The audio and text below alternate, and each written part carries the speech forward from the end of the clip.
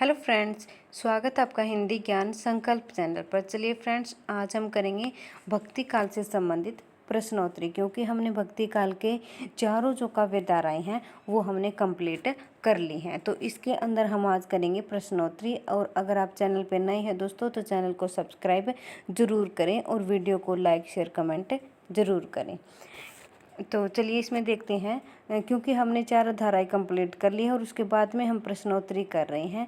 क्योंकि क्या है कि सबसे ज़्यादा ज़रूरी है कोई भी किसी भी अध्याय को पढ़ के उसके बाद में उसके प्रश्नोत्तरी लगाना, ठीक है।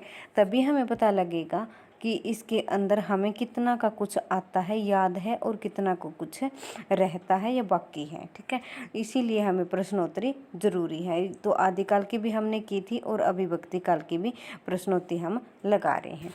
तो सबसे पहला क्वेश्चन है, कृष्ण काव्य परंपरा में नायक नायिका के प्रेम के चित्रण में कौन सी दृष्टि को प्रमुख माना जाना चाहिए। यानी कृष्ण काव्य परंपरा के अंदर ये पूछा है कि अगर चित्रण किसी के माध्यम से भी हो रहा है, चाहे वो नायक नायिका के माध्यम से है, प्रकृति के माध्यम से हो रहा है, तो वो पूछा है कि किसकी दृष्टि सबसे ज़्यादा प्रमुख है। तो ये हो जाएगा लीलागान दृष्टि। यानी कृष्ण काव्य के अंदर ज़्यादातर कृष्ण की बाल लीलाओं का या फिर उनकी लीलाओं का वर्णन किया गया है। नेक्स्ट क्वेश्चन है, सूरदास जी ने कृष्ण के किस रूप का चित्रण किया है। तो ये हो जाएगा लोकरंजन चित्रण, ठीक है। इम्पोर्टेंट है, लोकरंजन चित्रण है। अष्टछाप भक्त कवियों में सूरदास के बाद सर्वाधिक ख्याति प्राप्त कवि हैं। यानी सूरदास के बाद में ये चीज़ें जब मैं करवा रही थी कृष्ण काव्य उस टाइम पे भी ये चीज़ें सारी बताई थी। तो आज ये क्वेश्चन भी उसी पर आधारित हैं सारे। अष्टछाप भक्त कवि में सूरदास के बाद सबसे ख्याति उनके बाद में अगर पूछा जाए तो सबसे पहले कौन हो जाएंगे, नंददास, ठीक है। ख्याति प्राप्त पूछा है, न कि उनकी बाल लीलाओं का वर्णन। अगर हमने बताया था कि अगर बाल लीलाओं का वर्णन आता है सूरदास के बाद में तो वो हो जाएंगे परमानंद दास। साहित्य लहरी की विषय वस्तु क्या है। तो ये हो जाएगा नायिका भेद। साहित्य लहरी की विषय वस्तु है नायिका भेद। और सूरदास की दृष्टिकूट पद है वो किस ग्रंथ के अंदर है, साहित्य लहरी के अंदर। इम्पोर्टेंट है ये क्वेश्चन तो बहुत ज़्यादा, क्योंकि ये क्या है परीक्षाओं के अंदर पहले पूछा भी जा चुका है। दृष्टिकूट पद है वो किस ग्रंथ के अंदर है, साहित्य लहरी के अंदर।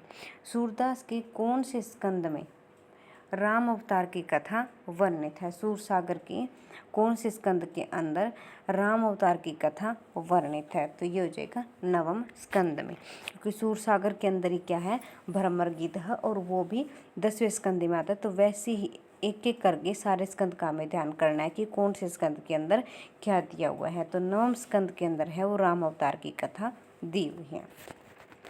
सूरदास की कौन सी रचना में उपालंब में श्रेष्ठ है। यानी कि कौन सी रचना है उनकी जिसमें उपालंब है वो सब सर्वश्रेष्ठ दिखाया है। तो ये हो जाएगा भ्रमर गीत, क्योंकि रामचंद्र शुक्ल ने इसको उपालंब काव्य या फिर ध्वनि काव्य कहा है, ठीक है। आगे है उपालंब का अर्थ अगर देखा जाए तो ये होगा कि उलाना देना, ठीक है। इसके अंदर ज़्यादातर ये क्या है उपालंब काव्य भ्रमर गीत के अंदर ही पाया जाता है। ब्रह्म संप्रदाय है उसका दार्शनिक मत क्या है, ये पूछा है कि वल्लभ संप्रदाय का दार्शनिक मत क्या है। तो ये हो जाएगा द्वैत। हमने कल ही एक वो की है क्लास की है, उसके अंदर सारे संप्रदाय हैं भक्ति काल से संबंधित, वो सारे संप्रदाय कंप्लीट किए हैं। तो वो अगर आप वीडियो नहीं देखी है तो प्लीज़ चैनल पे जाके ज़रूर देखिएगा। आगे है अर्थशास्त्र कवियों में कौन सा भक्त है वो कवि अष्टछाप आएगा दोस्तों। ये क्या हो जाएगा अष्टछाप हो जाएगा। ये यहाँ पे कवियों में कौन सा भक्त है वो कवि वल्लभाचार्य का शिष्य नहीं है। अष्टछाप कवियों के अंदर ये पूछा है कि वल्लभाचार्य का शिष्य कौन सा नहीं है। तो ये हो जाएगा गोविंद स्वामी। ये भी मैंने क्या है ट्रिक के साथ करवाए हैं और वो भी आप चैनल पे जाके देख सकते हैं। कृष्ण भक्त कवियों में उद्धव का अवतार किसे माना जाता है। तो सूरदास हो जाएंगे। उद्धव का अवतार है वो कौन है, सूरदास जी हो जाएंगे। नंददास की किस रचना को प्रायवाची कोश कहा जाता है। ये जो चीज़ें हैं छोटे छोटे क्वेश्चन हैं वो मैं शॉर्ट्स के माध्यम से डाल रही हूँ। प्लीज़ दोस्तों वो शॉर्ट्स भी आप ज़रूर देखते रहिएगा, क्योंकि क्वेश्चन सारे हैं वो प्रीवियस क्वेश्चन हैं जो किसी न किसी परीक्षा के अंदर पूछे जा चुके हैं। नंददास की किस रचना को प्रवासी कोश कहा जाता है? तो ये हो जाएगा अनेकार्थ मंजरी हो जाएगा। मीरा की भक्ति भावना में किस प्रकार का गुण मिलता है? तो ये हो जाएगा माधुर्य भाव की भक्ति का गुण मिलता इसके अंदर है। संत तुलसीदास जी का जन्म किस आचार्य परंपरा से है? यानी तुलसीदास जी का संबंध पूछा है कि किस परंपरा से है? तो ये हो जाएगा रामानुजाचार्य, यानी कि रामानुजाचार्य का विशिष्ट द्वैतवाद है तो उस परंपरा से हो जाएगा। हिंदी साहित्य में राम भक्ति काव्य का प्रमुख प्रेरणा स्रोत किसे माना जाता है? यानी कि राम भक्ति काव्य है उसका प्रेरणा स्रोत किसे माना जाता है? तो स्वामी रामानंद, क्योंकि रामानंद से ही क्या होता है, भक्ति काव्य स्टार्ट होता है। ईश्वरदास का संबंध है वो भक्ति की किस शाखा से है? ईश्वरदास का संबंध है वो भक्ति की किस शाखा से है? तो राम भक्ति शाखा से। ये भी राम भक्ति शाखा में नहीं है या फिर है, ऐसे क्वेश्चन बहुत ज़्यादा बनते हैं तो ये भी ध्यान रखना है हमें। यदि प्रबंध काव्य एक विस्तृत वनशथली है तो मुक्तक चुना हुआ गुलदस्ता। ये पूछा है कि यदि प्रबंध काव्य एक विस्तृत वनशथली है तो मुक्तक चुना हुआ गुलदस्ता, ये विचार किसके हैं? ठीक है, तो ये हो जाएंगे रामचंद्र शुक्ल के।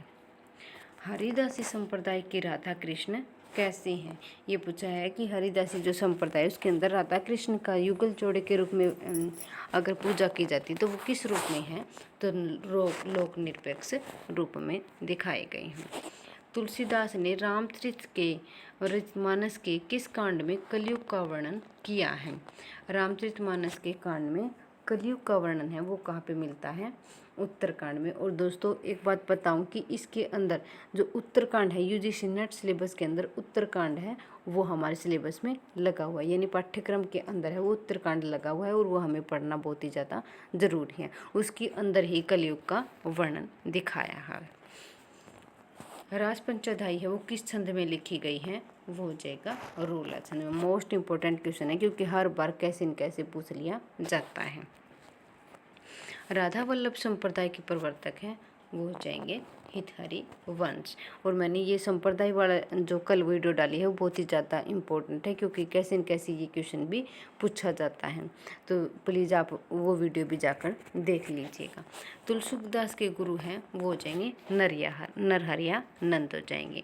ठीक है, तो ये थे आज के क्वेश्चन भक्ति काल से संबंधित। और दोस्तों अगर वीडियो पसंद आ रही है तो चैनल को लाइक शेयर कमेंट ज़रूर करके हमें बताइएगा और चैनल को सब्सक्राइब ज़रूर करें। थैंक यू दोस्तों, धन्यवाद।